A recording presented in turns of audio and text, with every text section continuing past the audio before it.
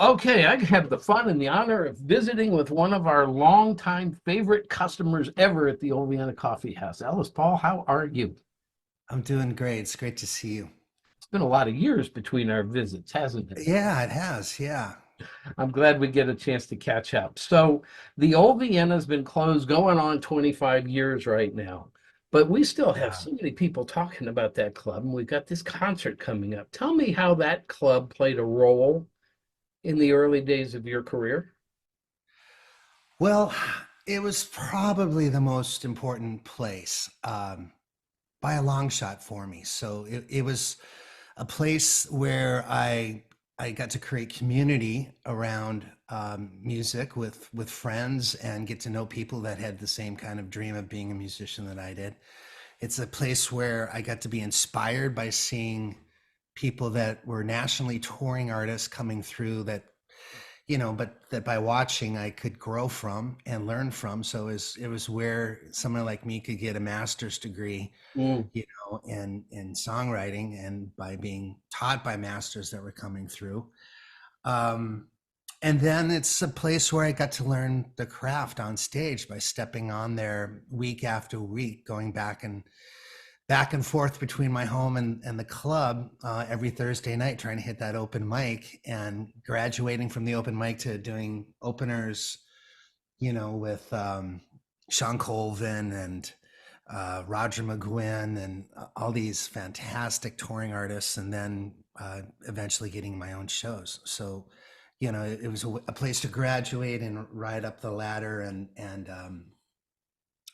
but there's that seems sort of academic. There was just sort of a heart-based thing going on there that was just, I have a lot of fondness for the memories I had there. It was the most exciting time of my life.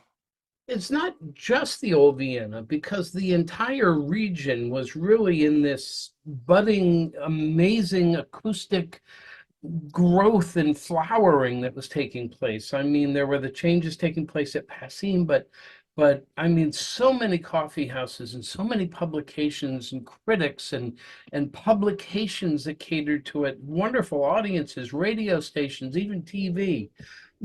Tell me about the whole scene and where were you living at the time? I was living mainly in Wayland, Massachusetts, a little bit in Roslindale, just outside of Boston, and then eventually moved out to Wayland during that decade. I guess it would be almost a decade where it was. How long was it open? 10 years. 10 years, yeah. So, yeah, there was. I mean, everyone talks about the '60s folk boom, and this was sort of the secondary boom of the '90s, and it came out of the late '80s where Tracy Chapman and Suzanne Vega and a few others were starting to set the world on fire just with an acoustic guitar in their songs, and I think all the baby boomers wanted to revisit their youth, and so those people were in positions where they could, land a show on a radio station or open a church coffee house, or well, like you guys, go to this cool attic space above a restaurant in this little suburban town and get something going there. So it was honestly led by people like you and Tim and people that really love this kind of music and thought that it was important. You mentioned a few artists who were getting their start around the same time, and I know one of the folks who became such a big inspiration in your life was Bill Morrissey. And Yeah. Bill was starting to kind of really come into a maturity, but he had already started a career, but it's really grew and bloomed during that same decade. Tell me about how that intersection of paths with you and him as an inspiration for you.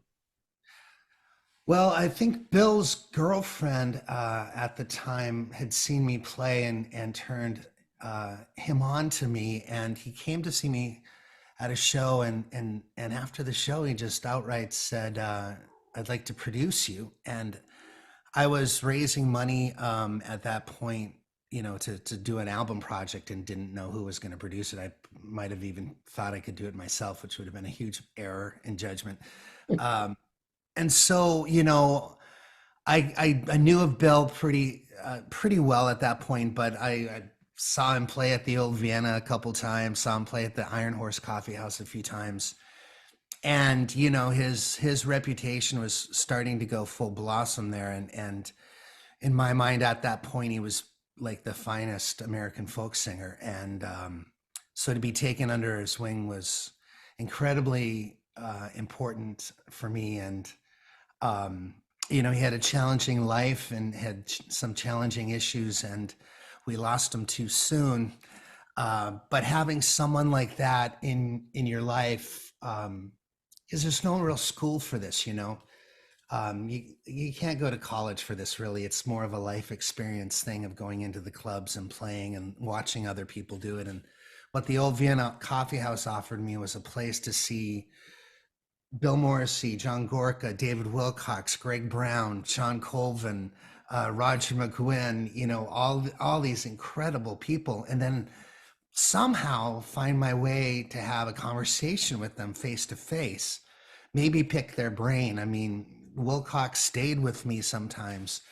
Bill Morrissey spent hundreds and hundreds of hours with me.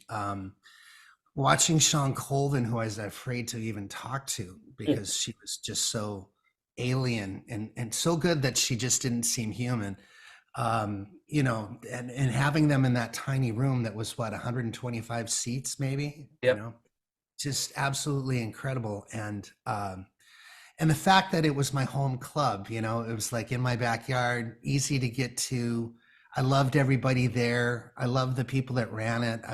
You know, the people that owned it, you and Tim. I mean, it just like the synergy of all the personalities was in line until they weren't. And I mean, I just wish it was still around for other people. Not, and you know, I'd still be touring through there. That would be a place that I would never graduate from. I would just, my heart and my roots are so born of that place that I never would have given up on it. So yeah, I really truly wish it was still around.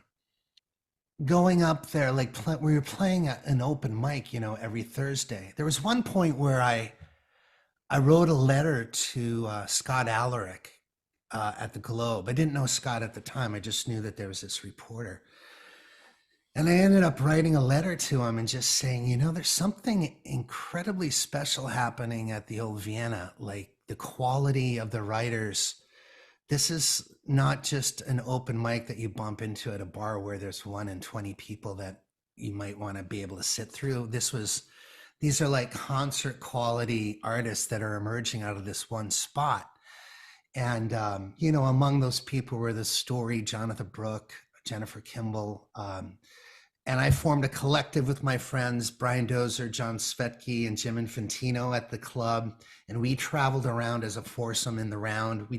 We went out to Dayton, Ohio, and down to Nashville, Tennessee, and all the way back. First tour for all of us.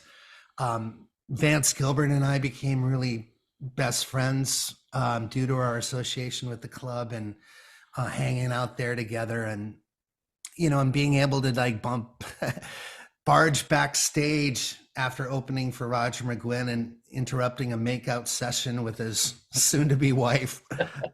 You know, just like little private moments like, oops, this place is too small for all these folk singers running around. All those memories, you know, and then having Dar Williams is on stage.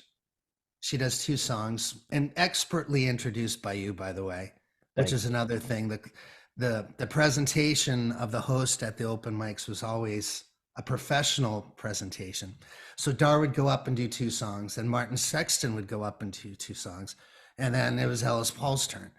And I'm like, holy fuck, I got to get better if I want to like ratchet this thing up so that I can at least look like I belong. And that was the beautiful thing. There was a competition amongst about 30 people to see who would graduate to the next level, and I was lucky enough to do that and to have a long career doing it. So, and it wouldn't have happened without the Old Vienna. I needed that one place that I could hit every single week for 3 years. You know, we all did, and it basically created the American folk scene of the 90s. Probably 30 of us graduated from that and went coast to coast touring and putting out records, and most of us are still doing it.